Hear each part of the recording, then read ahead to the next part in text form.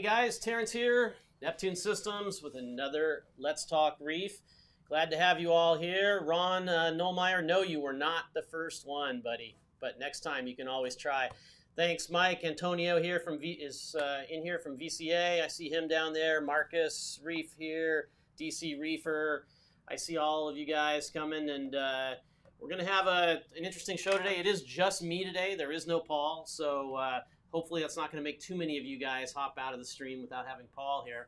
But Paul is actually sharing best practices out at Bulk Reef Supply right now. Paul does all of our support here, manages all of the support team and whatnot. So he is out of the office right now, and let Paul know that you guys miss him, and that'll make him feel really, really good. In the meantime, I stole one of his Cokes, so either I have really big hands or this is a really small Coke. I don't know, but this is one of Paul's Cokes. Thank you, Paul. I do not have the thing he usually drinks with that Coke here. That would make it a little bit more interesting. But, hey, Derek's here, Jeremy St. Louis, a bunch of you guys. Thank you for joining me. Today, what we're going to do is talk a little bit about some of the stuff that's going on, but moreover, we're going to look at some of the reef tanks here at the office again, take your questions. And I told you guys we'd visit back with Vincent and Vincent's new build that he has, and he's going to be able to tell us all about where he is with that. He actually has water in it, and I'm not going to spoil any of the surprises there, but we're going to go over and take a look at that and actually have Vincent on camera today. A rare thing. Usually he's sitting off the side like he is now, but he is actually going to be on camera. We're going to be talking about his methods for doing reef tanks and some of the things that I've been watching him do, which are really unique. They're not things that I do, and he has a very interesting way of taking care of fish that are hard to keep. He's got a couple of them in there that we'll talk about as well already, and where he is and where he's going with the tank. So I think that should be really, really fun. So that'll be a little bit later. First up, some of the things going on Neptune Systems wise. As you know, probably by reading the news or seeing other industries, or even within our industry, parts and shipping and everything is kind of wreaking havoc on a lot of people. For right now, I'm pleased to say we're doing really well comparatively in terms of keeping items in stock and keeping supplies available. And yes, that does include things like reagent. I know in some parts of the world, sometimes it's been hard. Here in the United States, there's been a couple of times when we've had some disruptions in the reagents for the Trident, but I'm happy to tell you guys that that is not the case right now. So if you hear anything else out there, I heard a couple of rumors the other day. They're not true. We got gallons and gallons and gallons of this stuff, and we're making it available for you guys in all the stores. It's all readily available. That said, it's not unrealistic that we could have in the coming months things that are outside of our control in terms of parts and availability on certain products. We don't know what those are yet, but we do know that things are tough out there. And the cost of things are going up quite dramatically in a lot of areas. And so that's definitely something to watch. And, we're doing the best we possibly can, along with a lot of the companies in the industry. Upcoming shows. In 2 weeks, you'll be able to see just about every one of us at Reefapalooza Chicago. It was a great show last year. I think it was the first one of its kind in Chicago. I think there were some others, but not any specific reef shows. And it was a great show last year. Hey, Karen Elders here from Florida. Thank you, Karen, for joining us. So we're going to be there the weekend of the 15th, I believe, of October. And we'll have a whole crew there. We'll have all the products there. We'll have the Sky there. You can come ask your questions. You can come see it demonstrated over a really nice big tank. As Karen says, she's got plenty of 6-month kits there at Exotic Aquariums in the Miami area down there. So definitely got the reagent out there. So that's one of the shows. The second one is Aquashella, but it's on Halloween, so they call it something else. I don't know. I just called it Aquahella because maybe it's like it's the Halloween show. But it's going to be on the 31st, I guess, and the 1st, or is it the 30th and the 31st? I don't know. It's that weekend. We'll be out there in Dallas, Texas for that event too. That'll be a really good time. I'm sure it'll be like Comic-Con probably or something like that. A lot of these guys will be all dressed up, all goofy, and there'll be tons of corals there for you to get. And of course, we'll have all of our stuff up on display with Dallas North Aquariums helping us get that all together for that particular show. So join us out there for those as well. I see Saltwater Aquarium is here. He says it's Aqua Halloween. Okay, well, that's a mouthful. So I like Aqua Halloween. I think that's better, but that's just me. Mark's here from Dynamic Tank. George Kiriakaitis is here. I probably said it wrong again. Every time I say it a little bit different. Thank you guys for joining us. One of the things I like to keep you guys up to date on what's going on in my tank, because I am a hobbyist and not just you know, some corporate schlep or something like that. I do love this hobby with my 425-gallon tank. But as you guys all know, there's always maintenance to be done. I wanted to give you guys one little tip that has made my life easier with my big tank. And that is when it comes to, first of all, if you don't have an RODI system, unless you've got like a 20-gallon tank or smaller, you really should get one. You can pipe it into your kitchen and have really good water. You pipe, you know, the kitchen stuff before it goes through the DI. Here's the more or less the one that I have. I actually have kind of a Frankenstein version of this that I collected canisters over the years. But the 7-stage method is really a great method. And the reason I use it is because I'm lazy and because I can go so long without having to change out the DI on it. Probably longer than I should in terms of especially the first 3 cartridges in there, the sediment filter and the 5 micron and the 1 micron that are in there. I probably should change those out sooner. But because I have so much DI in the system, it really makes it last a long time. And in fact, I think I have an 8-stage because my last mixed bed DI is actually 2 canisters worth. So the reason you have the 7-stage is because instead of having just a mixed bed deionization media, you actually use each of the cation and the anion separately. And that way, if they deplete separately because of the way your water makeup is, you don't have to replace the entire thing of mixed bed. You just replace the cation one or the anion one as it happens to go out. Sometimes a lot sooner, one than the other. I can't remember which. Maybe Vincent knows. But the really cool part is after the cation and the anion, you've got 2 mixed beds there that kind of save your bacon if you forget to do one of the cations or the anions, and it can last a long, long time. So you can put as many of those DI canisters, especially the mixed bed DI canisters, in a row as you want, and get as lazy as you possibly can. Definitely, TDS meter is good to have on these things. I tend to go through those. They don't seem to last for me. So I have one of the little pens that I use to check the water every once in a while, and then I'll kind of disconnect the tube and put it back on the other. I also run 2 of the actual RO membranes, so I can get a higher output out of it.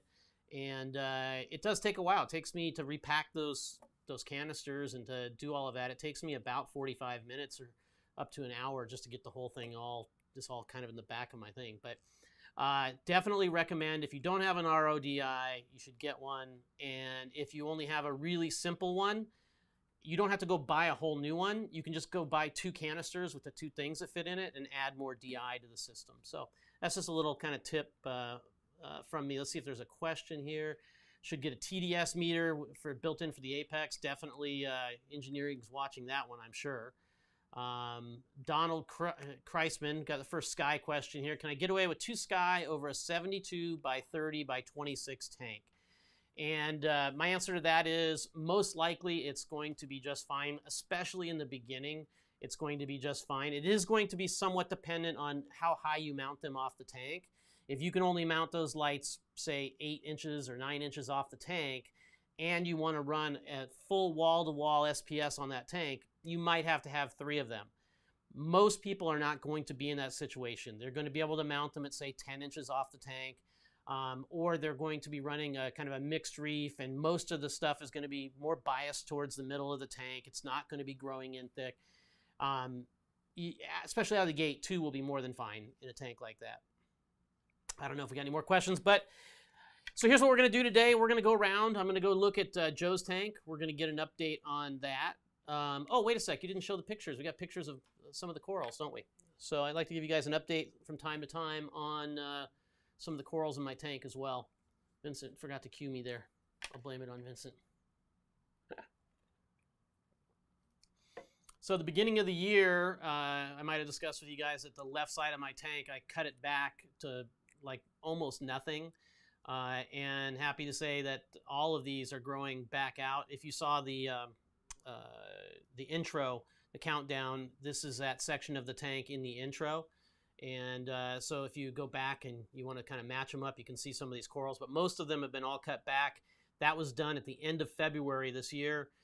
So I guess we're coming up on 7 months since I cut them back to, you know, just probably 2-inch or 3-inch at the most. So they're growing well. That's all under the sky that's growing over there. This is another Millipora in the front. I don't know, Vincent knows the name. It's some rainbow kind of reef raftish, I don't know, coral. I'm sure Jake would give me the real name for it. And maybe he'd admonish me for using whatever kind of crazy name I come up with. Go back a second, one more on that last one. In the back, that's actually Dippin' Dot in the back. And I broke up my my torch coral in the back a little bit, so it's now got room to grow a little in there. Go to the next one. This is kind of a sideways picture, so you can kind of see the tops of the corals without having to do a top down. That hammer coral in the back, I actually had lost it. I didn't even know it was in the tank. It had dropped down below the torch coral down into the abyss. And when I was cleaning out the tank the other day, I actually found the hammer coral still alive and put it back up. And there's you know, we got the pearlberry over there on the right, and you know, a few other corals, a scroll coral and whatnot. Go back to that stag coral real quick. You'll see down in the bottom middle down there, there's a little coral. People often ask me you know, how do you get corals to grow so well, or what's one of the secrets? And you notice it's just kind of laying over. That's because some fish, oh, Vincent's going to help me out there that way. I gave him another picture of this, but maybe he didn't put it in there. Oh, you did? Okay. So that coral actually fell over, and it already has about a 1/4 inch of growth that's now going up, because I don't reach in and try to re-glue stuff all the time. I just let it kind of figure its way out. I think that's a, what one is that one? That is the one, Spain bow, I think. I think it's the Spain bow coral. Is that right, Vincent? Yeah, it looks like it. Yeah, there you can see, and if you look closely, you might see some of the tips starting to grow up, but this is an earlier picture from about three or 4 weeks ago. So already they've got a 1/4 inch that they're starting to grow back up to the light again. So that's one of the things that I don't like to put my hands in the tank just because something gets dropped over. Sometimes stuff is going to die, but other times it's going to have some neat outcome that you're just like, wow, that's really cool. Nature took care of it. So, oh, this is one of my favorite corals too now that some people supposedly have a hard time keeping the color on this, so I'm told. I was not familiar with this coral at all until I went to Unique Corals, and Joe Cap had a piece of this, and I was just like, wow, I love the color. I love the color of the tips and everything on this coral. And I think Vincent even said, yeah, it won't stay that way. Those corals don't stay that way. You know, they're kind of tough to get color. And somebody else, I think, told me, put it on a rock in the bottom of the tank. So if you need to move it around, might have been Vincent also, you can do that. So I did. It was a 2-inch frag. That's about 2 inches, 2 years ago, I think, that I got it, right? I think it was 2 years ago. And that 2-inch frag is growing into this now with the beautiful lavender tips. It's called an Acropora robusta, right? There we go.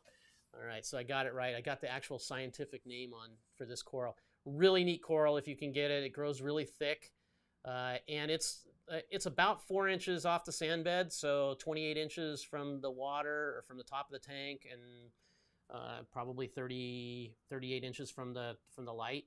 So you can grow SPS on the sand bed. It's or near about, so it's all possible. Definitely really cool.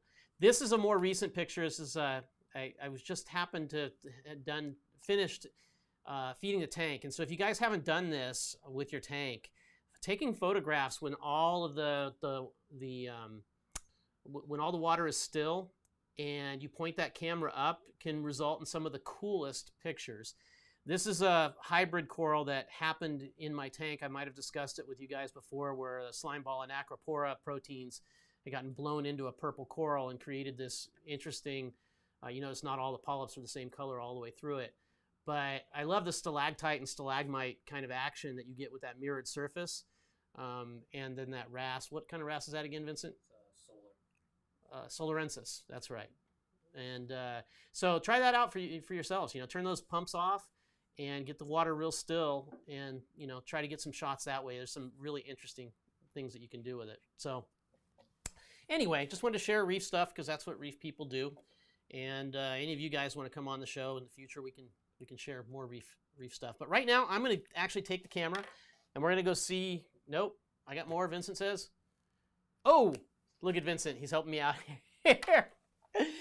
He's pointing over the side. Okay, so some people had asked me in the last couple of weeks, where can we see the sky in person? Because if I want to get this light, it's great. I see people talking about it online, but I want to see it in person. So we're going to start featuring stores who are already running the sky as a demo light, some of them over display tanks, and some of them over some of their premium frag tanks.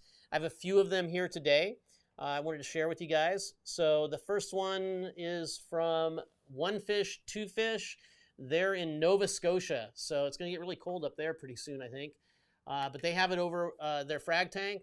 I don't know exactly what lights they replaced there, but again, when you see the lights, you notice how you don't even see individual LEDs up there. You just see this nice big panel of light that's casting down. It looks like it's over, what, like a 4 foot by 8 foot tank, or 4'6", I think, 4 by 6 frag tank. They've got 3 of them over that and got them up high, so it covers quite a bit.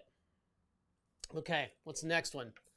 Next one is a brand new tank. This is actually with Dynamic Tank at their store, Mutts and Butts in Long Island, New York. You can go in there and see these lights over that tank. Soon they will, I think, have more corals and stuff growing out in there, but you can go take a look at the lights there. Personally, I think they need one more over that tank, to be honest with you. I think we need to get another one over that one. That looks like it's, what, about a 7 or 8 foot tank there, Vincent? Yeah, that needs another light. On the other hand, this one probably could have done just fine with one sky over it. Wouldn't you say, Vincent? Yes. Yeah, but the store owner, Reef Creations, in Buffalo, New York, decided that he wanted to put 2 over it. And there is no shortness of light in this tank. It looks absolutely beautiful. This one has some great corals in it. And they're super excited to see what the sky can do for this particular tank. It was a little bit underlit before. I believe it had red sea lights over it. I could be wrong, but I believe it did. And it was super kind of purple blue color before and had quite a bit of shadowing. So Mark says 8 foot light is being installed next week. Okay. That's from Dynamic Tank. Okay. So Antonio's not a local fish store. He has a tank that he's been building out, 112, 115 gallon or something like that. And I think it's 3 foot by 3 foot by 28 inches or something in that neighborhood.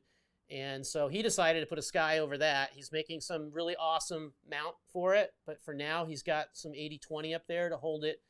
I can't remember how far off the tank he said, 14, 16 inches, something like that.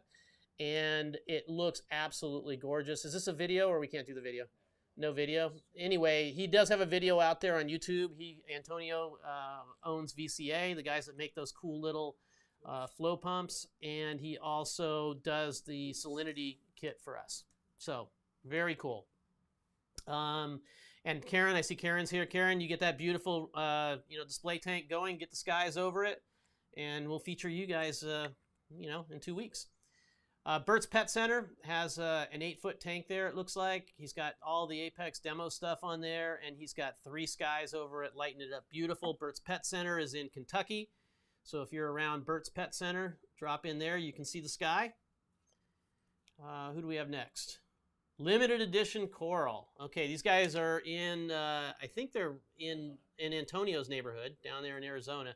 You know, I consider everywhere in Arizona, everybody's in their same neighborhood, it seems like, even though it's now sprawled so big.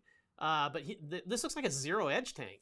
Is this a zero? I haven't seen one of those in ages, man. Ages. 4x4. But they've got it all set up with all the Neptune gear there, and this is a 4 foot by 4 foot zero edge tank with one sky over the top. And you can see how well it fills that entire tank. Pretty cool. So again, limited edition coral. If you want to go see the sky, they have one there. And last but not least, is this the last one? Oh, no, we got two more.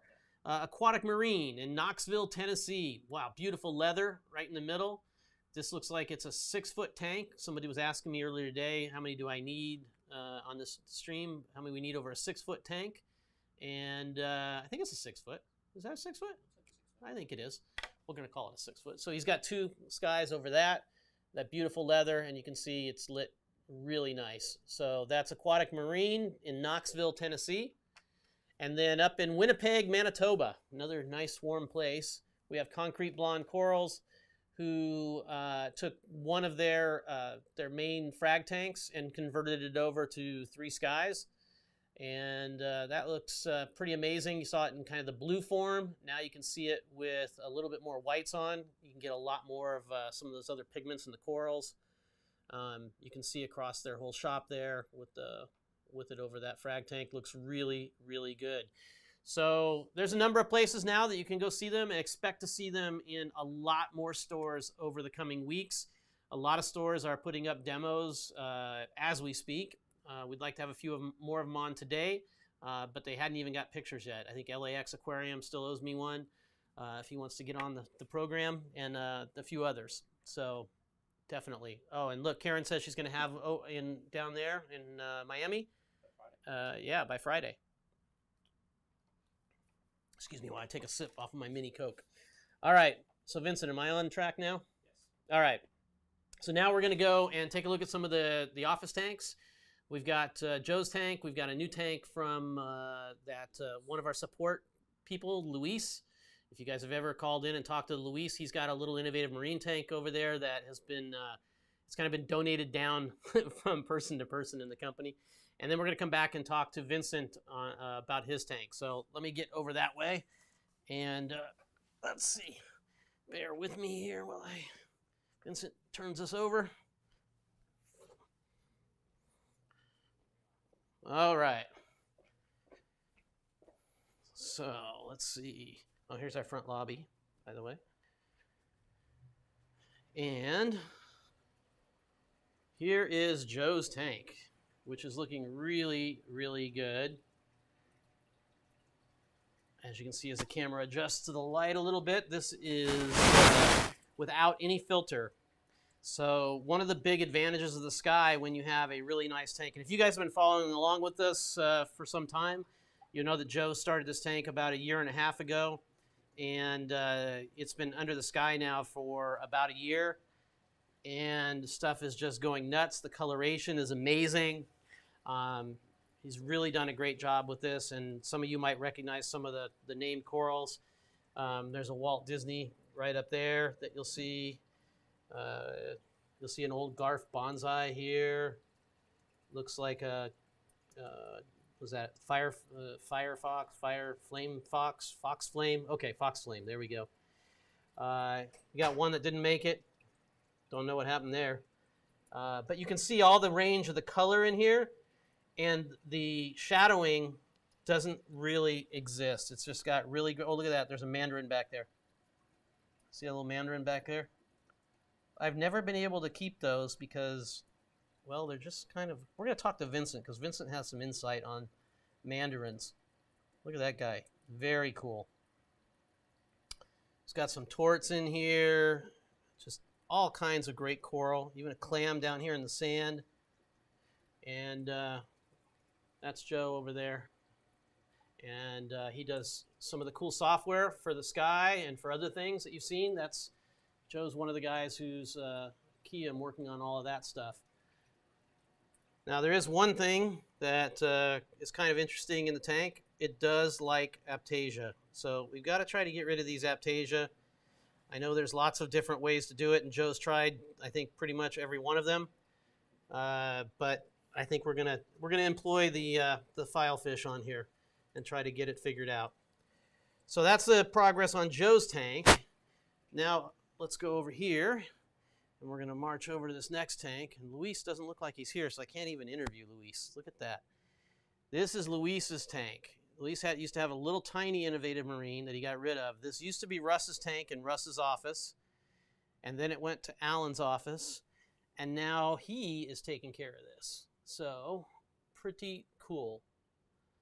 So he's got some soft corals. He's got looks like a little domino damsel in there, and this is being lit by one of the new 360X with the dongle, and we're using the IOTA connection to it so that we can control all of it with the Apex.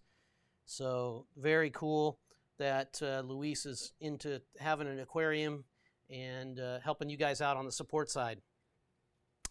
So then we have another one, which is Paul's. Paul lives right next door here, and you guys have seen Paul's tank a few times. And Paul's tank's doing pretty good. He would say that he's got a couple of issues right here and there, but overall it has been really growing well, under the sky, and the coloration is really, really good. He knocked loose one of his big corals during a water change last week, so had that. And the glass isn't super clean right now, so Paul's probably not like really happy that I'm showing it off. But yeah, this is under the sky as well for quite some time now. You can see the stuff growing up on the racks up there. Corals are just really, really, really happy. So that's Paul's. Now we're going to go back over and visit Vincent's tank. And I've got to figure out how to make this all work as we go over here. And we go into Vincent's room. And Vincent's already got it set up. That's Vincent's. And we've got this set up so I can sit here and talk to you guys on that camera, I think. And Vincent's going to come in here too. And look at that. That's one of his cool little painting things. And we're going to talk about his tank and see some stuff going on in his tank down here. All right, Vincent. So this is Vincent, okay? He's a West Coast sales manager, also the resident video expert that helps me out of a jam and doing all this video work. Thanks for joining us today, Vincent. Well, I see you every day, Terrence, so... My office is right on the other side of that wall right there. So yes, we see each other every day, and I've been watching you put this thing together, and you certainly are a patient person because... I definitely took my time, yes. So how long ago did you get the tank? Actually, I don't remember. It's probably more than 6 months now. Scooch in a little bit more this way, so you're in frame a little bit more. Yeah. I think it's been definitely more than 6 months now, is my guess. Okay. It's been a while. So it's what kind of tank? Tell everybody about the tank. So it is an Innovative Marine 150 EXT. They make two versions of this. One has an internal overflow. This is an external overflow version. It runs 4 foot by 3 foot by 20. I love the dimensions. The 4x3 is excellent. I love it so much. It gives you a lot of depth.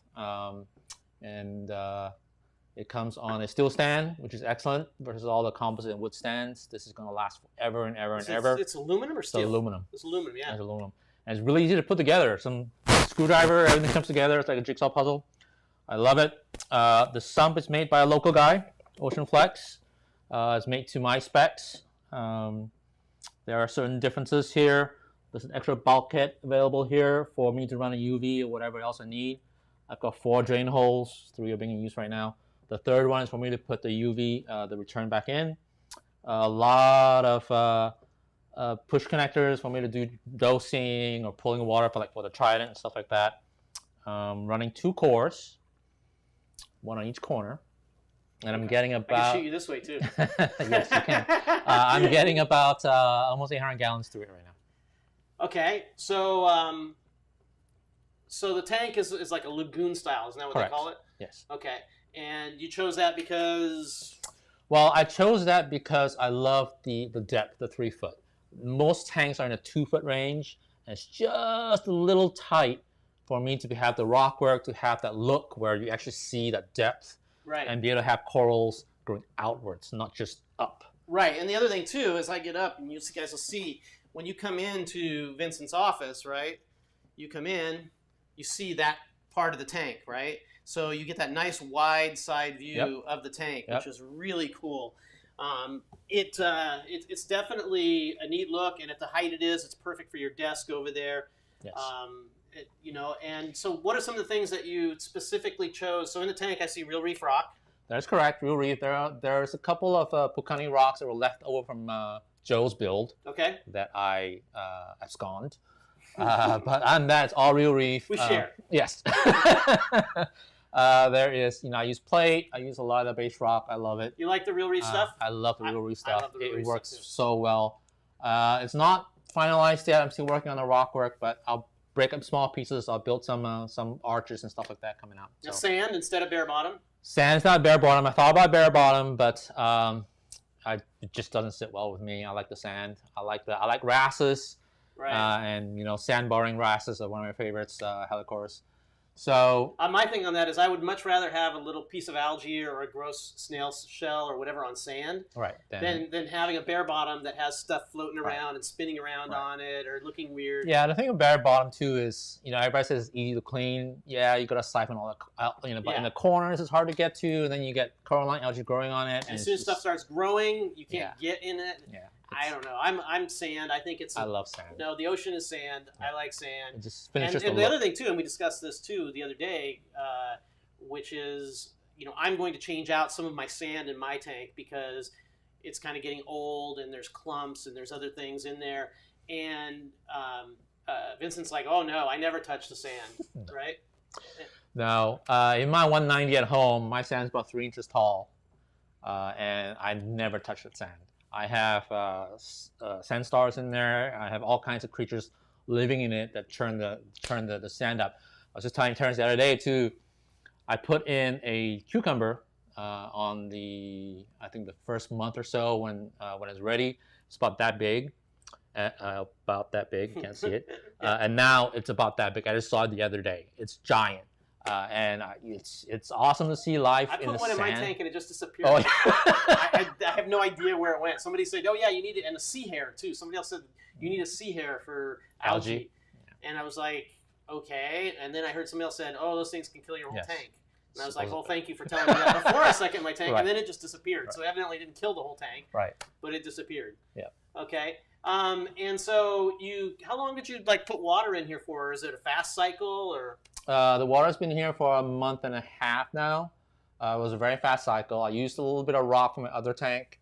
I seeded it with bacteria from different manufacturers. So, in fact, I went out and bought whatever I could find and just poured it in there. Just to get a good mix. Yeah, I believe in diversity as far as livestock's concerned. So I try to have a lot of everything. So, especially in the sand right now, you can't really tell, but I bought Mamma Mia worms. I have copepods in there. I actually bought live mycetes that I threw in there.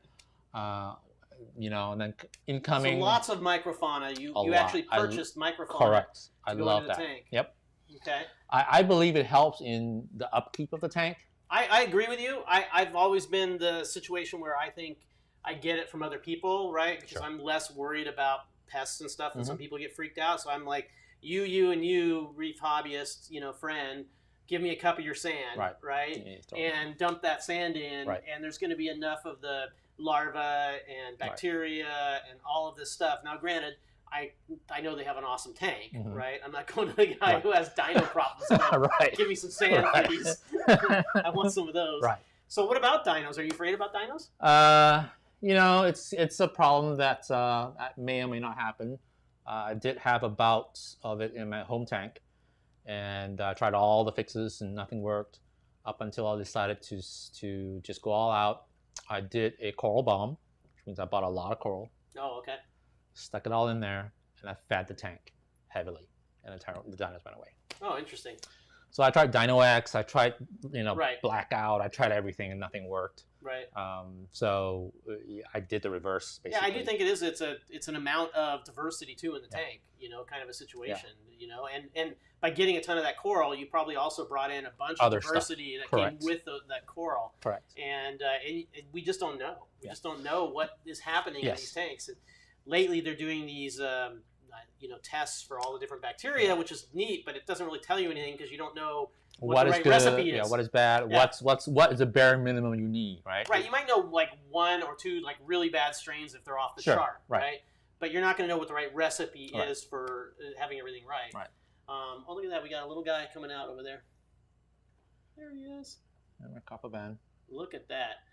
So you do have something other than small life in the tank right now. I do. Okay.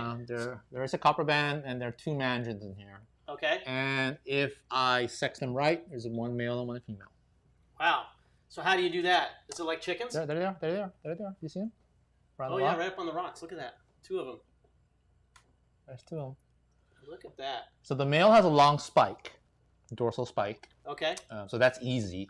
The harder one is the female. The female doesn't have it. But if you have 5 males in a small tank, which happens in a fish store, a lot of times the dominant will will fight the small one, and the small one will lose its spike. Oh. So you'll never know. So it's an educated guess. I looked at it, kind of had a really close look. It doesn't look like it's hurt or anything like that. And it looks clean. And she looked gravid. It's just fat. Yeah. So that pushed me to it, and they haven't fought. They look good. So the question here is, where's the light? That's a good question. That's a question I've been asking Paul a lot. Where's my light? Where's my light? Where's my light? So you're not opposed to having a light on it at this stage. No, I want one. It's just so this for you guys. You have to understand. We have product, but we prioritize the product for our customers out there in the field, and for the demos that are going to be out there in the field. And poor Vincent's over here starving for a light. Contrary to belief, to believe, we don't get whatever we want in here. Okay? If anything, we take a back seat a lot of times to getting product out to customers. Yes, for the customers, no doubt. And so if you look at my grow light, I have no mount because we have no mount. No, I think you're just trying to be creative there. We had somebody ask, how did you mount that, right? It's like some magical thing. And in fact, it's really just wave magnet. You basically used a wave magnet on the inside and on the outside, right? That's it's correct. Strong enough to go through the acrylic and through the entire grow light and basically still hold it on. So that works really well. So, okay, so back to the animals that you have in here. So copper band, super hard to keep. Yes, it is very hard to keep. Nobody can keep those long term. I don't care what anybody says. I say long term. It's like you'll have clownfish for 17 years. Sure. Okay. I don't know anybody to have a copper band for 17 years or even 5 years usually. Well, I had mine in my big tank a year and a half, and it was pretty big. Right. And it got to the point where I was hand feeding it. And to get there was a long process. I started it in my sump by itself, so it's not intimidated by other fish. I started with live blackworms, so I started to pick from that. I put them in a pouch, a feeder pouch, so it learns to pick from the feeder pouch. Okay. And then I added frozen together with the black, and I started to eat that as well. And it came to associate the pouch with that.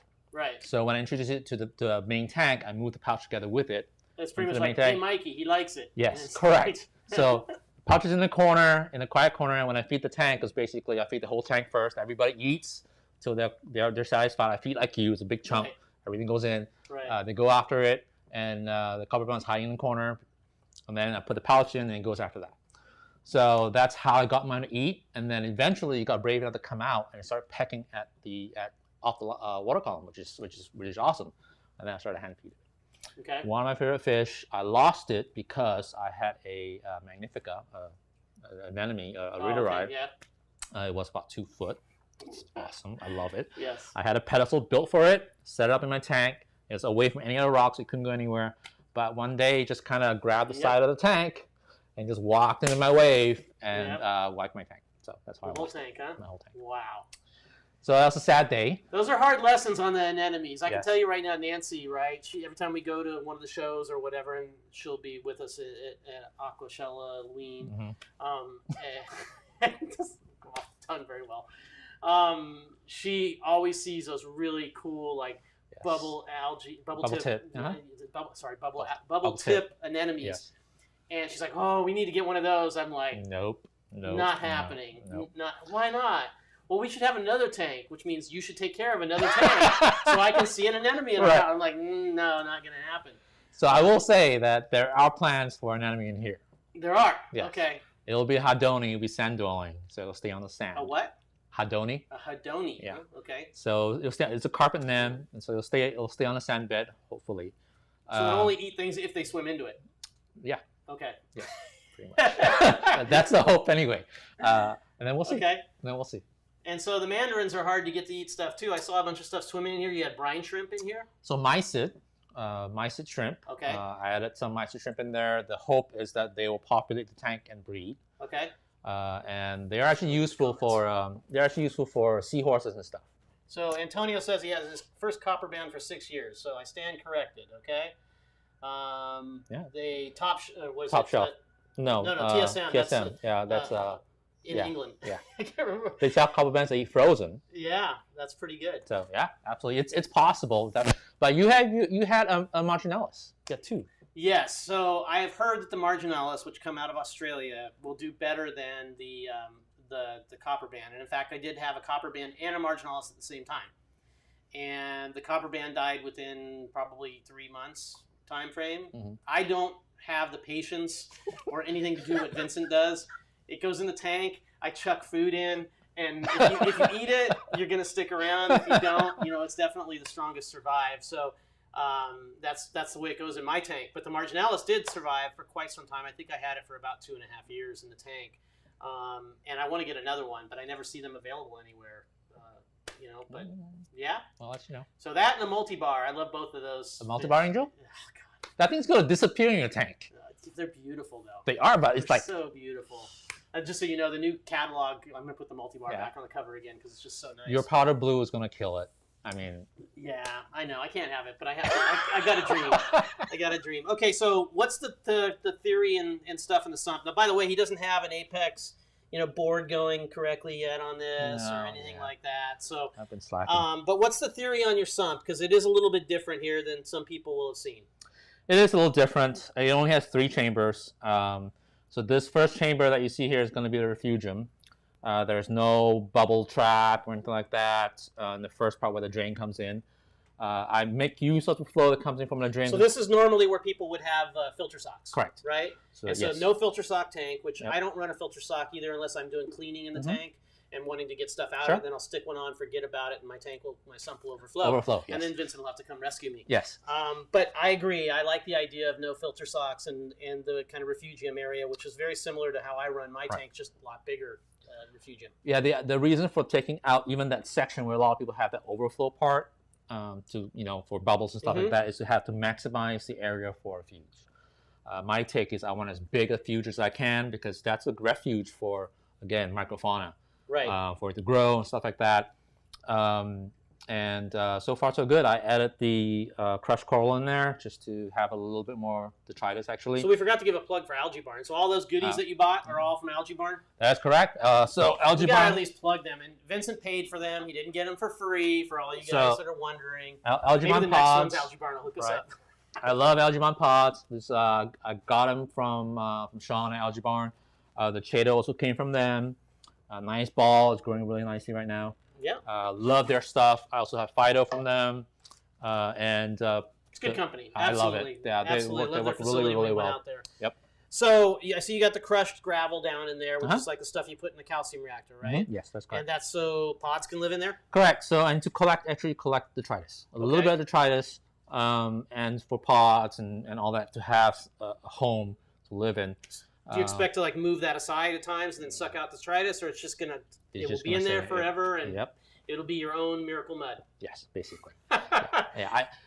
For me, there's no such thing as a clean tank. I agree with you. If you look at my sump, it's pretty nasty. It's pretty nasty, okay? It's not such as a clean tank. If you go diving in the ocean a lot, you'll notice that the ocean is not clean. Right. It's dirty. There's a lot of stuff floating around. The rocks are slimy. That's just the way it is. Stuff going on. Yeah, it's just the way it is. So I want to have a lot of detritus in there, and hopefully to keep all the stuff in there. Right. Right. Now you're using Vertex skimmer. It is. It is a Vertex skimmer. I have other plans there. Well, it's all good. No, the Vertex is good. I love Vertex equipment. They make some great, they made some great acrylic and PVC product. I got two, for sure. And the skimmers were no joke. They are nice gear. I love them. Love them. They work really, really well. I still haven't tuned it properly yet. Still kind of a little too much bubbly. Well, I don't have a lot of life in there right now, and it's oversized for my tank. Right.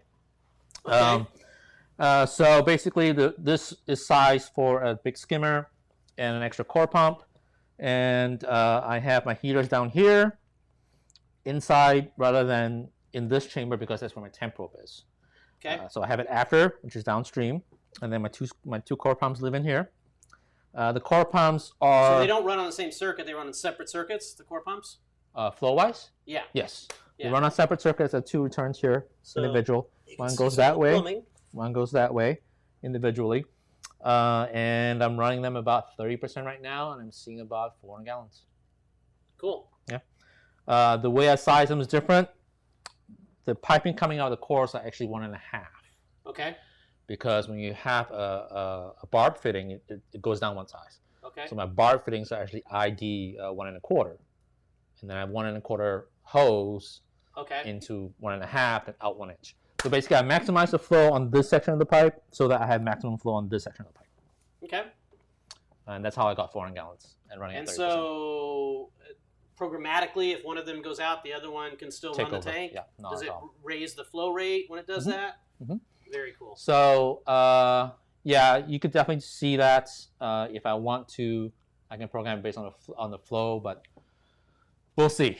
And you're running right now a couple of waves in the back there for flow. You anticipate needing more flow in here? So tank fills in, I'll need more flow in here. Probably another 1 or 2 more waves. Yeah, we're crazy flow people. Yes. It's like if you want to have really great SPS coral, you need to have monster flow. And this is where people get into trouble too with their mixed reef tanks too. Yes. Is that if you have a tank, this is a big tank by some people's standards, a small tank by other people's standards, right? And as soon as you start to mix in this tank, especially this smaller tank, acros and, say euphyllias, right, in the tank, you're going to have a problem trying to create enough flow for all those acros in all these different mixed places, and then not ripping to pieces the euphyllias. If you saw in my tank, I only have those euphyllias in one particular area in the back where I know there's a dead zone. I did take one, it's now 2 heads, or mouths, of the torch that came off, and I put it on a stick right in the middle in the front of the tank. And it's getting ripped around like crazy, but it's doing okay. So I think for euphilia, if you give it a chance to get used to the flow, I was just going to say that. Eventually you'll get comfortable with it, but you can't put it in high flow area right off the bat. Because most tanks, when you talk about reef tanks, you talk about tanks in a store that have relatively low flow for LPS because they want them to come out. Want them to be open and everything. Yeah, and that's the other thing too. In my tank, right? If you saw the pictures of the euphilia, the only one, I mean, the hammer looked like it was out, but the torches weren't really out like a torch can be, right? And that's because they're getting ripped around like crazy. Absolutely. But the way I plan the flow is to have a dead area or a very soft area right around the middle. Yeah. And that's where you kind of like in the vortex of right in the middle there of the gyre. Yep, that's the plan. The eye of the storm. Correct. So it goes around. There's I'll have a couple in the middle to kind of mix around. A lot of surface agitation. Right in the middle, it's going to be where it's going to be relatively calm. Okay. So what do we see next is we put a light over it. Put a light over it, and then... Are you going to bomb the coral in this? No, I'm not going to do bomb. No? Maybe, maybe not. I haven't decided yet. I'll probably move over some coral from the other tank. I'll steal some from Joe's tank. I'll steal some from Paul's tank. And then we'll start to see where we are. So I have those stags too. Yeah, easy stuff. Stags, digitatas, stuff Montiporus. Yeah. A lot of LPS. I'll be pulling a lot of stuff from my home tank as well. So a lot of LPS are coming in. Can't wait to see it going, And if you look over there behind him, guys, on the small screen, you'll see the next tank for him to do, which I've been waiting for, which is the planted tank that we want to get going for certain. So let's get some questions, answer a couple questions, and then we'll close this thing down. We're coming up on an hour. You see anything in there? Not really. We're looking. I'm not seeing a whole lot. No? Yeah. Sand looks good. Yeah, absolutely. I love sand. Brisbane. Somebody in Brisbane. Huh? Yeah. Dennis Markwell from Brisbane. Look at that. You'd be looking forward to it. If you guys have any questions about his tank before we sign off, now's the time. Yep. Derek. What? Derek says someone needs a sky. He has some for me. Oh, okay. That's too funny. Yes, the skies are going to be I'm going to have 2. They're going to be hung perpendicular to the tank. So because of the 4 foot and then the 3 foot that way, so it makes the best sense. Give me the most coverage. Yeah, it'll be the right way to do it. You'll have more than enough light for this. Oh yeah, absolutely. It'll be a lot of light. So I mean, we see people running, especially the mixed reef type tank or whatever, they can put the acros in the middle, running one on a tank this size, and running it at 13, 14 inches. Yeah. This is not much different than Antonio's tank, right? Antonio's tank is a little higher, correct, and 1 foot shorter this way. Correct. But that's why he's running it at like 14 inches. Yep. All right. Cool. And I know there's other people like Jay Fouché there. He just actually picked up a couple of skies. He just texted me right before coming into this. He sent me a DM on that. And we got Desmond over at Sky High Reef. He picked one up. He's going to be putting them over his new lagoon that he's doing. So that's very cool. 48, was it 4836? 19. So 19? About almost the same size as this. So you guys can share notes on that. Perfect. And we look forward to seeing what Antonio at VCA is going to do with his mount for sure. And that's about it. 2 weeks, Paul will be back. 2 weeks.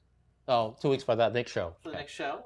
He's not even Minnesota for 2 weeks, is he? No, he'll be back later this week. But for the next show, Paul will be back in 2 weeks, and we'll have more stores to show you guys as far as where you can go see a demo of the sky and see it with your own eyes instead of just hearing about it online. And have a good time. Until then, Vincent's going to go shut down the stream, and if you guys have any questions, put them in the comments. I'll answer them afterward for you guys, and Vincent will about his tank as well.